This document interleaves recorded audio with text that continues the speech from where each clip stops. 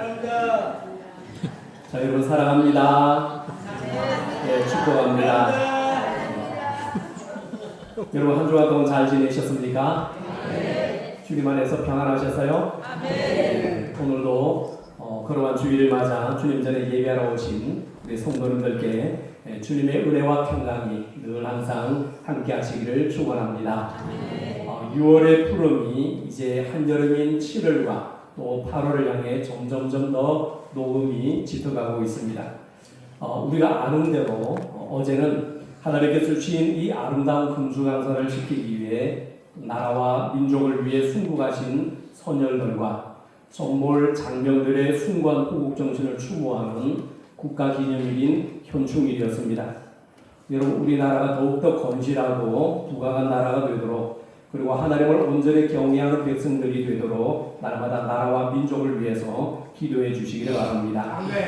국가적으로는 현충일이든 또 6월 호국보훈의 달이지만은 비록 하늘에는 구름이 가득하고 비올 날씨로 하늘이 웅크리고 있지만은 그래도 하늘에 눈부신 해와 또 바람을 생각하면 오늘 주일은 그야말로 참 좋은 날씨가 아닐 수 없습니다.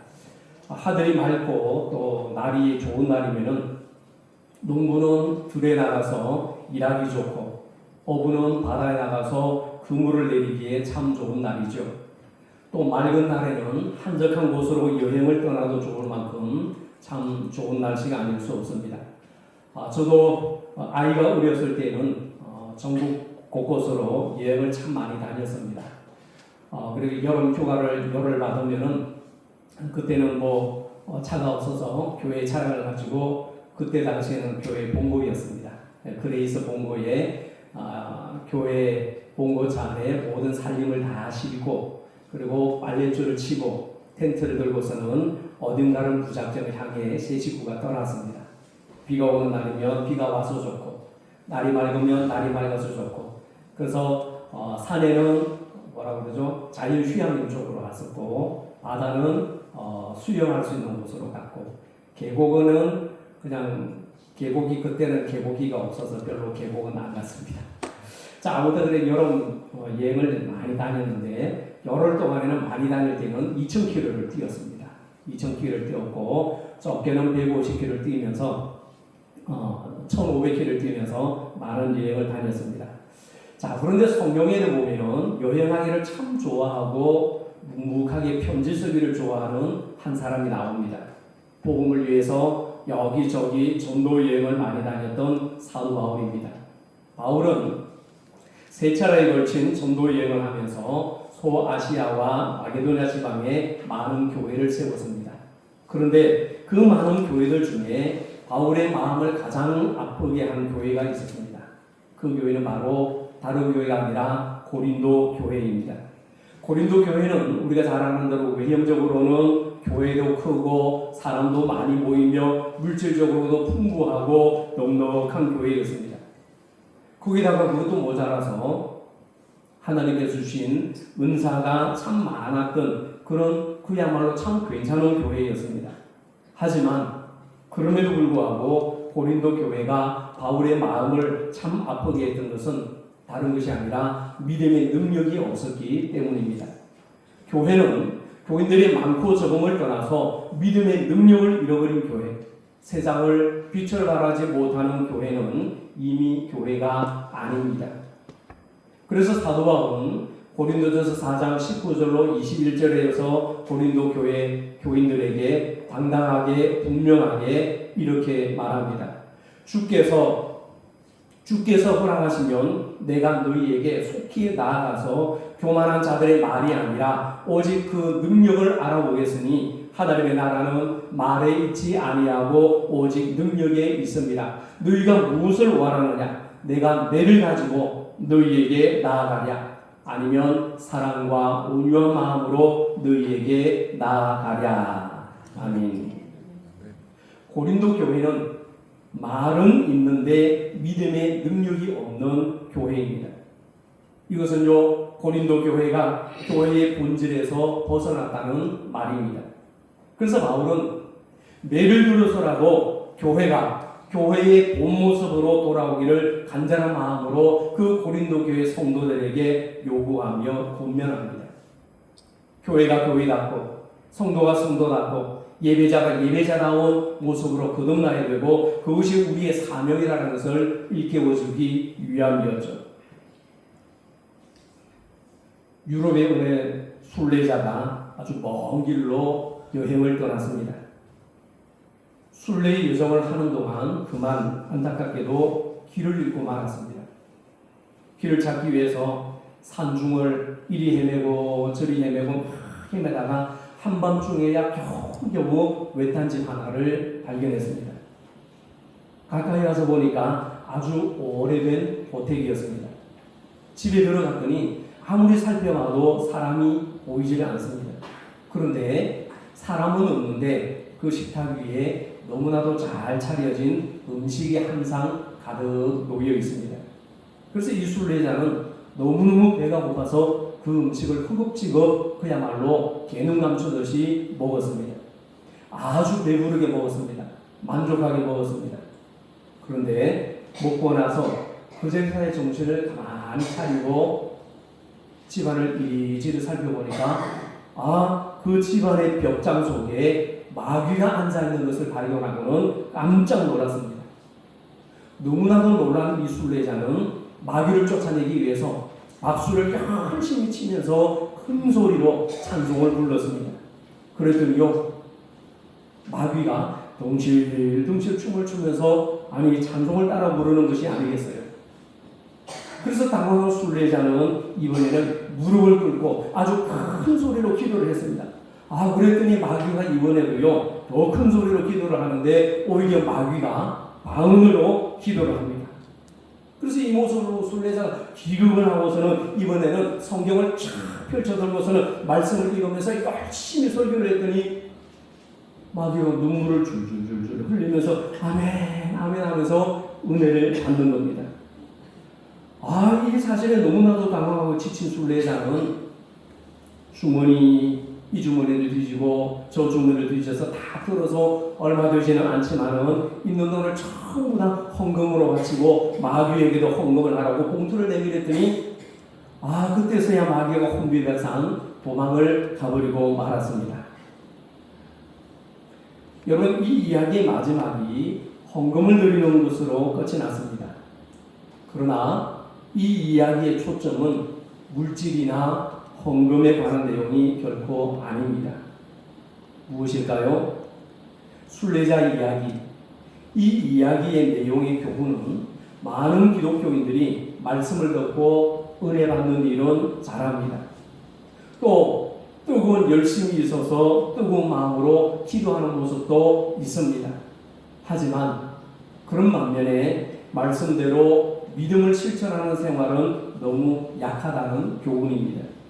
하나님께서는 말보다는 바로 믿고 바로 알고 바로 살아가는 믿음의 능력을 가진 교회를 원하신다는 사실입니다. 자, 오늘 우리가 봉독한 이 본문의 말씀은 예수님께서 교회에 대하여 처음으로 하신 말씀입니다. 그리고 교회에 대한 정의를 내려주시는 말씀이죠. 여러분, 신앙생활하면서 이 본문을 통해서 많은 설교를 들었고 또 성경 통독을 통해서 이 본문을 많이 읽고 듣고 묵상했을 겁니다. 우리는 바로 이 말씀에서 교회의 참 모습을 제대로 알고 바로 찾아야 합니다. 믿음의 능력 위에 경고에서는 교회가 어떤 교회인지를 알아야 합니다. 그러기에 우리는 먼저 예수님을 배우는 교회가 되어야 합니다. 같이 해봅시다. 예수님을 배우는 교회가 되어야 합니다. 누구를 배워야 합니까? 예수님을 배우는 교회가 되어야 합니다. 사람은 배우는 대로 되며 배우는 만큼 된다는 말이 있습니다. 그만큼 사람에게 있어서 배움은 중요합니다. 그래서 교육은 백년제 대계라고 그러고요, 백년교육이라고 그러죠. 그만큼 배움은, 알면, 지식은 그래서 중요한 것이죠.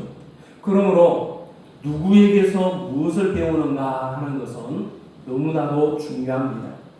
누구에게서부터 무엇을 배우는가? 성도인 우리는 무엇보다도 예수님을 잘 배워야 합니다. 교회는 예수님을 배우는 일에 영적인 초점을 맞추어야 하고 믿음의 목적을 삼아가야 합니다.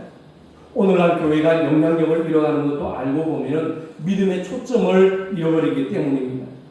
오늘날 교회가 예수님을 배우고 예수님을 따라 사는 것이 아니라 다른 데 더 부차적인 것에 신경을 더 쓰고 있기 때문입니다. 그래서 교회가 점점 교회의 본질을 잃어가고 있는 것이 부인할 수 없는 사실입니다. 예수님의 말씀대로 살지 않기 때문에 교회가 능력을 잃어버리고 성도가 성도답지 못하는 믿음 생활에서 이탈하는 현상이 나타나는 겁니다. 여러분, 목사가 되고 장로가 되고 집사가 되고 권사가 되는 것은 직분의 신앙의 목적이 있는 것 아닙니다. 여러분, 목사, 장로, 집사, 권사 이 직분은 말 그대로 하나님 앞에서 우리가 감당해야 하는 영적인 분기시요 하나님의 뜻을 이루기 위한 직책일 뿐입니다. 여러분, 믿음은 결코 직분에서 나오는 것이 아닙니다. 같이 해봅시다. 믿음은 직분에서 나오는 것이 아닙니다. 믿음은 직분에서 나오는 것 아닙니다. 교회학교 작은 어린아이에게서도 산을 옮길 만한 믿음을 가진 우리 교회학교 아이들도 있고요. 아무리 목사, 장로, 집사, 권사를 할지라도 믿음 없는 분들이 혹 간혹 있을 수도 있습니다. 능력이 신앙의 경륜에서 솟아나는 것이 결코 아니기 때문입니다. 오직 주님을 아는 데서만 믿음이 나오고 예수님을 아는 데서 예수님을 배우는 데서만이 능력이 나타납니다. 여러분 믿으시기 바랍니다. 어느 날 가이사랴 빌립보에서 예수님께서 사랑하는 제자들에게 이렇게 물어보십니다. 얘들아, 사람들이 인자를 누구라 하느냐 물어보십니다. 예수님의 질문에 제자들이 대답합니다. 예, 주님. 더러는 세례요한, 더러는 엘리야, 어떤 이는 예레미야나 선지자 중에 하나라고 사람들이 말합니다. 그런데 여러분, 궁금하지 않습니까? 왜 굳이 예수님이 제자들에게 예수님 자신에 대해서 이렇게 물으셨을까요? 내가 사람들에게 얼마나 인기가 있는지, 아니면 사람들이 나를 얼마나 알아보고 있는지, 아니면 사람들이 나에 대해서 얼마만큼 궁금해하고 있는지 이 사실을 주님이 제자들로부터 확인하고 싶어서 알고 싶어서 물으셨을까요? 왜 굳이 제자들에게 예수님이 이 질문을 통해서 자신에 대해서 이렇게 물으셨을까? 아니면 제자들이 예수님을 잘 몰랐기 때문일까요? 아닙니다. 그렇지 않습니다. 그동안 제자들도 예수님을 따라서 따님 만큼 따라다녔고 그래서 예수님을 알 만큼 알고 있습니다. 하지만 그럼에도 예수님께서 제자들에게 자신을 물으신 이유는 예수님에 대해 나를 알고 나를 배우는 것은 끝이 없다. 이것을 말씀하는 겁니다. 끊임없이 배우고 배움은 계속되어야 한다는 교훈으로 일부러 물으신 겁니다. 일부러. 그러다면 우리가 예수님을 바로 알고 바로 믿고 바로 배우려는 비결이 무엇입니까? 여러분, 예수님을 알고 예수님에 대해 배운다는 사실에 정말로 진지하게 고민하는 적이 있으십니까? 저는 담임 목사로 참 고민이 큽니다. 우리 교인들에게 어떻게 하면 많은 것을 제대로 가르치고 바르게 가르치고 바르게 전하고 바르게 알까? 장천대소 공부한 목사님들은 이제 은퇴를 하셨습니다만은 예배 설교학 교수였던 정장복 교수님이 계시는데 그 교수님은 늘 말하기를 목회자는 아니 목사는 성원 운반자의 사명을 제대로 감당해야 된다. 늘 이것을 말씀하셨습니다. 그래서 내가 은퇴를 하게 되면은 너네들이 다니는 목회 현장에 저 뒤에 앉아서 어떻게 설교를 하는지 어떻게 목회를 하는지 내가 다 두고 볼 것이야. 학창시절에 늘 교수님이 그렇게 말씀하셨어요. 그러면은 듣는 우리들의 마음이 어떨까요? 마음이 콩닥콩닥하고 조마해집니다. 진짜로 교수님이 오셔서 저 뒤에 앉아있으면 어떻게 하나. 와서 늘 학창시절에 꼬집고 얘기하듯이 지적하고 그러면 왜 설교를 그 따위밖에 못해? 그러면서 지적하면 어떻게 하나? 여러분 설교 시간에는요 7분 설교를 실습을 하게 됩니다. 예배의 실제 시간에 설교학 시간에. 그러면 앞에 비디오를 다 놓고 설교자가 여러 학우들 앞에서 설교를 합니다. 그러면 설교를 하고서는 한 분은 교수님께 설교 원고를 드리고 한 분은 내가 들고 강단위에 오릅니다. 그러면은 설교를 하고 나서는 나중에 설교 평가를 합니다. 그때는요 말 그대로 도마 위의 생선입니다. 온갖 뜻으로 다 난도질을 당합니다. 학우들로부터 난도질을 당하고 교수님으로부터 평가를 나가면서 그런 상처를 받으면서 눈물을 삼키면서 꾸역꾸역 설교학을 통하여서 목회자로서 훈련을 받게 됩니다. 우리 교회 안에 총회장을 지내시고 지금 연합당회장으로 계시는 창원 양곡교회 지용수 목사님. 이제는 그 제도가 없었습니다만은 제가 목사 안수를 받기 위해서 목회 인턴십 과정을 거칠 때에 그 교회 가서 또 설교의 실제를 했었습니다. 그때는 3분 설교를 했었습니다. 대형 교회는 다르더라고요. 미국 전역으로 실시간으로 예배 주일 방송이 설교되니까 그야말로 방송실 못지않은 그런 교회 모습을 갖추고 있더라고요. 강단 조명이 말이죠. 얼마나 화려하고 그야말로 조명이 대단한지 서는 것 자체만 해도 그 조명 열기로 인해서 땀이 흘러내리더라고요. 거기서 떨리는 마음으로 설교 실제를 하고 그러므로 또 평가를 받고 그랬더니 이것이 실용적이지 못하다 그러면서 우리 교단에서 목회자 인턴십 과정을 없애버렸습니다. 아쉬웠습니다. 우리만 힘들게 하고 후배들은 편하게 목사라고 그러면서 그런 마음이 들었는데요. 자, 그러면서 그때 배웠던 이야기들이 나눴던 이야기가 뭐냐면 바로 알고 바로 믿고 바로 배워서 바로 전해야 한다. 이 성원 운반자의 사명을 목회자는 제대로 감당해야 된다. 이런 말씀을 늘 귀가 따갑게 들었습니다. 여러분 우리도 마찬가지입니다. 예수님을 알고 예수님에 대해 배운다는 사실에 정말로 우리는 고민하면서 살아가고 있느냐. 배움은 참으로 중요한 문제입니다. 그래서 어떻게 하면 우리 청운교회 믿음의 성도들에게 정말로 하나님의 말씀을 바르게 가르칠까? 바르게 전할까? 어떻게 하면 바르게 모든 성경 공부의 시간을 가져볼까? 그래서 고민하고 기도하는 가운데 있습니다. 어떤 젊은이가 아주 유명한 보석 전문가를 찾아갔습니다. 찾아가서 자기도 보석 전문가, 보석 기술자가 되고 싶으니까 자신을 거두어서 제자로 삼아달라고 부탁을 합니다. 그 전문가가 찾아온 이 젊은이를 한눈에 딱 바라볼 때에 이 젊은이가 기술을 배울 만한 끈기와 인내심이 없어 보입니다. 한눈에 딱 보입니다. 그래서 이 친구를 제자로 받아들이기를 거절했습니다. 그런데 한 번만 더 기회를 달라는 이 청년의 끈질긴 간청에 그만 못 이겨서 겨우겨우 승낙을 했습니다. 다음날 아침 이 보석 전문가는 출근한 이 젊은이에게 보석 중에 하나인 그 비취 원석을 손에 쥐어주면서 이것을 절대로 손을 펴지 말고 이 비취 원석을 손에 그대로 꼭 쥐고 있어라. 그러면서 그 보석 하나를 손에 쥐어주었습니다. 그리고는 이 전문가는 자기 일자리로 가서 전혀 아랑곳 없이 묵묵히 보석을 깎고 다듬는 일에 열중합니다. 젊은이 또한 아무 말 없이 책상 앞에 앉아서 그대로 앉아서 하염없이 기다립니다. 이 빛이 원석으로 무언가는 일을 시킬 줄 알고 내심 기대하고 기다렸습니다. 그런데 아무리 시간이 흐르고 지나가도 도대체 아무 일도 시키지 않고 이 젊은이를 하루 종일 그대로 둡니다. 그리고 시간이 다 돼서 퇴근을 했습니다. 그런데 그 다음날 아침에도 보석 전문가는 전날과 똑같이 이 젊은이에게 비치 원석을 손에 쥐고 있게 했습니다.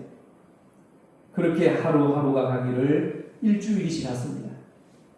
그러자 더 이상 참지 못한 청년이 입을 열었습니다. 선생님, 저는 언제쯤이야 뭔가를 배울 수 있겠습니까?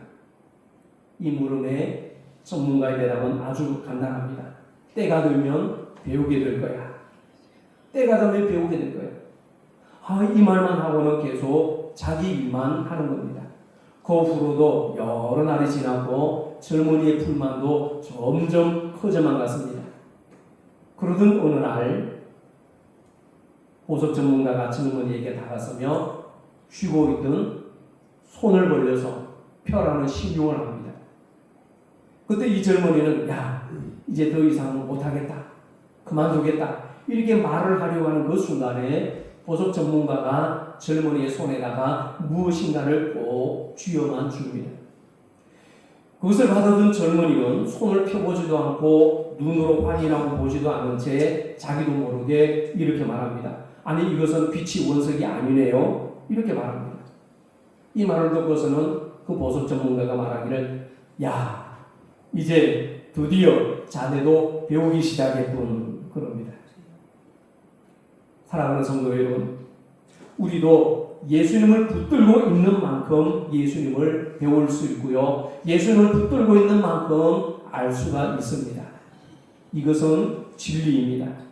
보석을 손에 많이 쥐어본 사람이 보석의 진품을 가려내듯이 예수 그리스도를 오래 붙들고 있는 사람만이 예수님의 그 오묘하신 진리의 기쁨을 깨달을 수 있고 말씀의 깊은 맛을 배우며 알아갈 수 있습니다. 할렐루야.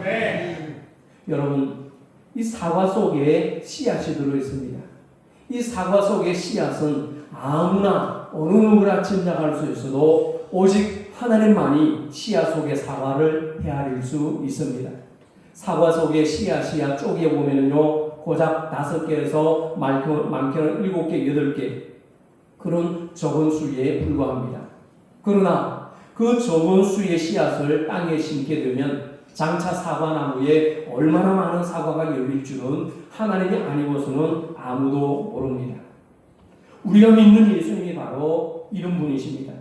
처음에는요 대수롭지 않은 여리고 작고 작은 씨앗으로 보이지만은 주님을 가슴에 담고 주님을 내 마음에 심고 말씀을 가꾸고 배우며 살아가노라면 주님으로부터 나오는 가능성과 비전과 능력이 우리 삶에 넘치는 영적인 에너지는 말로 표현할 수 없을 만큼 넘치고 또 넘치게 될 줄로 믿습니다.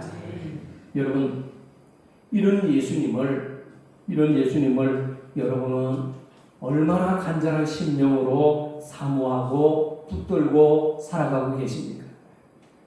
하루에 몇 번, 얼마만큼 주님의 손을 잡고 살아가고 계십니까? 얼마만큼 주님을 사모하며 살아가십니까? 얼마만큼 사모하며 주일 예배를 기도하며 기다리며 오셨습니까? 예수님을 배우는 길은 주님의 손을 꼭 쥐고 주님과 함께 하는 길밖에 없습니다.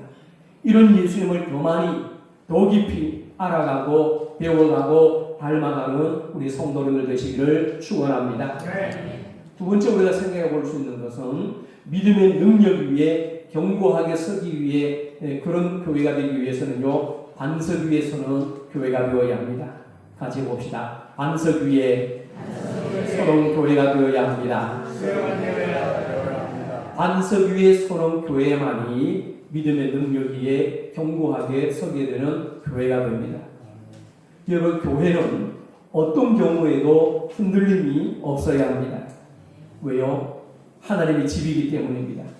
하나님은 절대 흔들리지 않습니다. 요동하지 않는 하나님이십니다. 그러므로 당연히 하나님의 집인 교회도 흔들리지 않습니다. 흔들리는 교회는 교회가 아닙니다. 오늘 예수님께서 베드로의 대답을 들으시고 끝에 이렇게 말씀하십니다. 여러분 18절 말씀을 한번 보실까요? 18절 말씀을 같이 읽어봅니다. 또 내가 네게 이르노니 너는 베드로라. 음부의 권세가 이기지 못하리라. 아멘. 자, 여러분 보세요.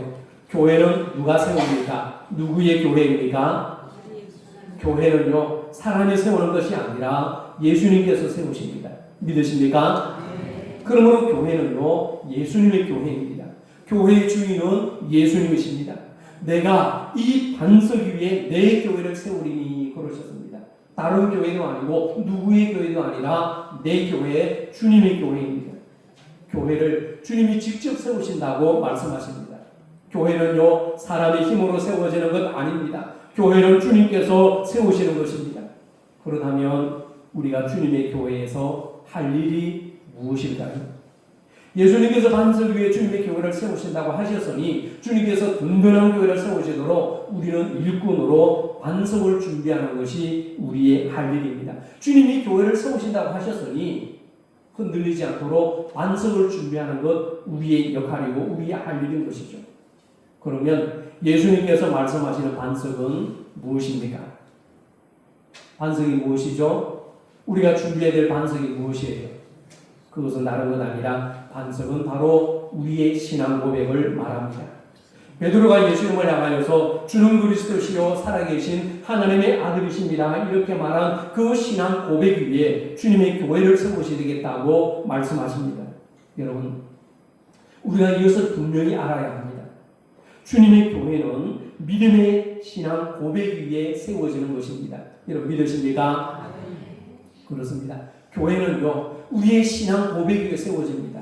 돈으로 세워지는 것 아닙니다. 또 사람으로 세워지는 것 아닙니다. 교회는 오로지 믿는 이들의 확고한 성도의 신앙 고백 위에 세워지는 겁니다. 그래서 신앙의 고백이 단단한 교회는 든든합니다. 단단합니다. 흔들리지 않습니다. 사람들이 인자를 누구라 하느냐? 예수님의 질문에 제자들이요, 또는 세례 요한, 또는 엘리야, 어떤 이는 예레미야나 선지자 중에 하나이다 라고 말합니다. 그러자 예수님께서 두 번째 질문을 던지십니다. 그러면 너희는 나를 누구라 하느냐? 제자들에게 물으십니다. 그러면 다른 사람들이 그렇게 대답하는데 그러면 너희들은 나를 누구라 하느냐? 이 말씀은 바로 너희들의 신앙 고백은 어떠하냐? 이렇게 물으시는 겁니다. 신학교에 들어가게 되면 교수님들이 면접관으로 쭉 앞에 앉아 계시면서 신학 후보생들에게 이런저런 질문을 드리면서 빠짐없이 던지는 질문이 있습니다. 하나님을 향한 당신의 신앙 고백은 무엇입니까? 이걸 반드시 약방의 감초처럼 묻습니다. 어느 누구도 이 질문을 피해갈 수 없습니다. 하나님 앞에서 믿음 생활하고 있는 당신의 신앙 고백은 무엇입니까? 여러분, 다른 사람이 이렇쿵 저렇쿵 나더라 하는 말은 중요하지 않습니다. 예수님이 그걸 말씀합니다. 다른 사람들이 날 보고 세례 요한, 엘리야라 하든 예레미야라 하든 그것은 상관없다. 그것은 중요하지 않다. 너희는 나를 누구라고 생각하느냐? 너희는 나를 누구라고 믿느냐? 너희는 나를 어떻게 경험했느냐? 주님은 이렇게 묻고 계십니다. 예수님의 물음에 베드로는 자신이 지금까지 경험한 예수님에 대해서 이렇게 고백합니다. 주는 그리스도시요 살아계신 하나님의 아들이십니다. 고백합니다. 이것이 베드로의 신앙 고백입니다. 똑같은 질문으로 주님이 이 자리에 예배드린 여러분들에게 질문하신다면 그러면 너희는 나를 누구라 하느냐? 이렇게 나의 신앙 고백을 물으신다면 여러분들은 하나님 앞에서 주님 앞에서 이 시간 뭐라고 주님 앞에서 신앙 고백을 들을 수 있겠습니까? 우리 총회 교단과 우리는 예배 시간에 암송하고 고백하고 있는 이 신앙 고백, 사도신경을 비롯하여 하이델베르크 신앙 고백과 또 웨스트민스터 신앙 고백과 여러 가지 신앙, 공동적인 신앙 고백을 우리 교단 총회와 우리가 가지고 있습니다. 물론 이것도 중요한 신앙의 고백이죠. 하지만 여기에 더하여 신앙의 경험으로 내가 예수님을 알고 믿었고 배워왔던 그동안 내 신앙의 경험으로 더 깊이 들어가면서 우리는 예수님을 나의 신앙으로 고백할 수 있어야 합니다. 예배 시간에 앵무새처럼 외우고 암송하는 그 사도신경의 신앙 고백만이 나의 전부의 신앙 고백이 아니라 예수님을 나의 개인적인 신앙 고백으로 할 수 있어야 합니다. 베드로처럼. 같은 한 분이신 하나님이지만 아브라함이 체험한 하나님은 여호와 하나님, 여호와 이레의 하나님이셨습니다. 다니엘과 세 친구가 고백한 그 국련하게 타는 풀무 속에서도 함께 하시는 임마누엘의 하나님이 저들의 신앙의 고백이었습니다. 또한 요셉에게는 꿈을 주신 하나님은 그 꿈대로 반드시 이루어 주시는 일을 성취하시는 하나님이셨습니다. 아말렉과의 전쟁터에서 모세와 여호수아가 만난 하나님은 승리를 주시는 여호와 니시의 하나님이셨습니다. 그들의 신앙 고백이었습니다.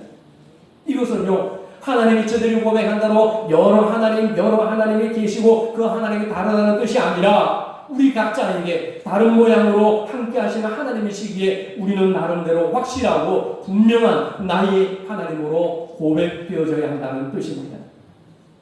여러분, 신앙 고백이 확실하면 흔들리지 않습니다. 신앙 고백이 확실하면 어떤 경우에서도 시험 들지 않습니다. 왜요? 신앙 고백은 반석이기 때문입니다. 여러분, 아직은 아무도 한 분도 가보지 못한 분이 계시리라 확신합니다.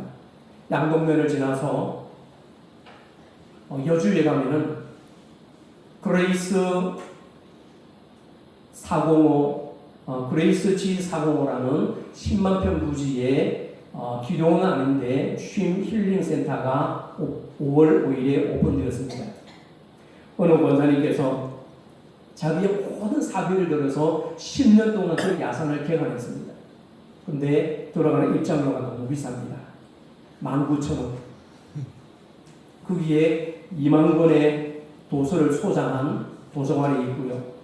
예배를 드릴 수 있는 작은 교회가 있고 카페가 있고 그렇습니다. 레스토랑은 식당은 없습니다. 숙소도 게스트룸으로 3동밖에 없습니다. 목회자를 위해서 또 도서관에 들어가면 설교 준비를 할 수 있도록 작은 방들이 있습니다. 아직은 알려지지 않아서 시찰의 목사님들과 아무도 가보지는 않았습니다. 저는 그 권사님과 지인된 어느 목사님과 더불어서 무상으로 한번 얼마 전에 다녀온 적이 있습니다. 정말로 멋있고 예쁘고 대단하더라고요. 그런데 놀라운 것은 그 주인되는 권사님께서 큰 상수리 나무 아래, 어마어마한 상수리 나무 아래 큰 반석을 갖다 두었습니다. 저보고 그 반석, 그 돌이 얼마인지 물어보더라고요. 저는 속으로 얼마라고 그랬을까요? 여러분, 그 큰 상수리 아래 큰 반석이 있는데 그 반석이 값으로 따지면 얼마일 것 같아요? 3만 원? 1,000만 원. 또 경매하듯이 1,000만 원보다 더 이상 생각하시면 예, 2,000만 원. 저는 속으로 얼마 불렀을까요? 7,000만 원 불렀습니다. 7,000만 원. 그래서 그 목사님께서 제 아내에게 사모님 이 반석이 얼마 할까요? 그랬더니 제 아내가 1억요 이랬어요.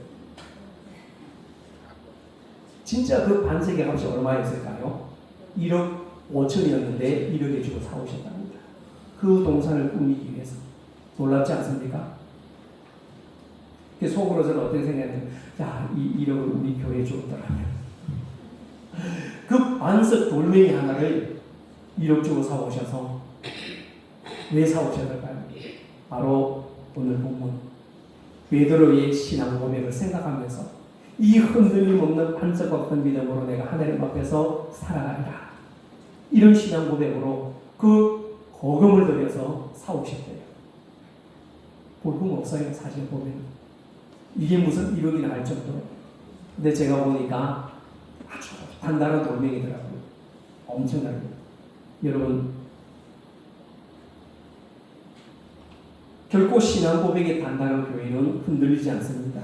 왜요? 신앙 고백은 반석이기 때문입니다. 그러므로 나에게 하나님을 향한 나만의 분명한 신앙 고백이 있는가 묻는다면 우리는 분명하게 대답할 수 있어야 합니다. 누가 여러분에게 묻기를 당신에게 보여주신 하나님의 모습은 어떤 하나님이십니까? 묻는다면 내가 만난 나의 하나님은 이런 분이십니다. 자신 있게 대답할 수 있는 신앙의 고백이 있어야 합니다. 이렇게 분명한 신앙의 고백이 있는 교회, 이런 분명한 신앙 고백이 있는 성도는 흔들리지 않습니다. 반석과 같은 신앙 고백을 드린 성도들에게 주님께서 주시는 두 가지의 권세가 있습니다. 하나는 음부의 권세가 이기지 못하는 놀라운 권세입니다. 내가 이 반석 위에 내 교회를 세우리니 음부의 권세가 이기지 못하리라. 아멘. 음부의 권세는 바로 사탄의 권세입니다. 여러분, 사람에게는 좀 양보하고 져줄 수 있어도 됩니다. 그러나 사탄의 권세는 절대로 양보가 있어서는 안 됩니다. 절대로 타협해서는 안 됩니다. 모든 것을 잃기 때문이죠. 하지만 신앙 고백의 확실한 든든한 믿음은 음부의 권세가 결코 이기지 못한다고 주님께서 분명히 말씀하십니다. 여러분 믿으십니까? 주님은요, 이 단단한 흔들리지 않는 신앙의 고백 위에 내교를 설계를 하셨는데, 이 단단한 신앙의 고백하는 사람에게는 주시는 권세는 바로 천국의 열쇠를 주신다고 약속하십니다. 여러분 19절 보실까요? 자, 19절 말씀 우리 같이 읽어봅니다. 내가 천국 열쇠를 내게 주리니 내가 땅에서 무엇이든지 내면 하늘에서도 매일 것이요 내가 땅에서 무엇이든지 풀면 하늘에서도 풀리리라. 아멘. 사랑하는 성도 여러분, 우리 총교회가 정말로 예수님을 배우는 말씀의 바른 지식 위에 세워지기를 원합니다. 우리의 확실하고도 분명한 믿음의 신앙 고백 위에 우리 교회가 세워지기를 원합니다. 그리하면 우리 교회가 요동하지 않고 우리의 신앙에 결코 흔들리지 않는 성도, 믿음의 능력이 충만하게 역사하는 교회가 될 줄로 믿습니다. 교회는요, 주님이 함께 하십니다. 우리가 교회입니다. 주님이 원하시는 바람직한 교회, 주님이 원하시는 바람직한 성도가 되도록 날마다 아름다운 신앙의 고백을 주님께 드리는 성도들이 되시기를 바랍니다. 그리하여 하나님 앞에서 분명한 고백, 바른 믿음을 통하여서 성도다운 믿음의 삶을 살아가는 아름다운 성도, 흔들리지 않는 성도, 아름다운 교회를 세워가고 하나님께만 포커스를 맞춰 나가는 우리 교회 청원의 모든 믿음의 식구들이 되시기를 간절히 축원합니다. 기도하겠습니다. 하나님 아버지 감사합니다. 주님의 교회를 이 땅에 세우시고 우리 청원교회를 통하여 온 성도들이 믿음 생활할 수 있도록 우리 교회 주심을 감사드립니다. 우리 청원교회는 주님의 교회이오니 사탄의 권세가 침범하지 못하도록 사랑하는 주의 백성들의 믿음을 굳세게 하여 주시옵소서. 어떤 시험과 환난과 역경이 불어온다 하더라도 하나님을 향한 믿음이 흔들리지 않게 하시옵소서. 주님이 내 편이심을 믿으며 내가 만난 하나님을 분명히 믿고 고백할 수 있는 반석 같은 믿음 되게 하여 주시옵소서. 시험 때문에 흔들리지 않게 하시고 사람 때문에 흔들리지 않게 하시옵소서. 하나님 앞에만 온전한 시선을 두고 주님 앞에서 변하지 않는 믿음으로 온전한 성도의 신앙생활에 나가도록 은혜를 부어 주옵소서. 이 믿음으로 하나님이 주신 사명과 직분을 잘 지켜나가게 하시고 교회를 세워나가고 하나님의 교회를 지켜나가는 믿음의 주역들이 되게 하여 주옵소서. 예수님의 이름으로 기도하옵나이다. 아멘.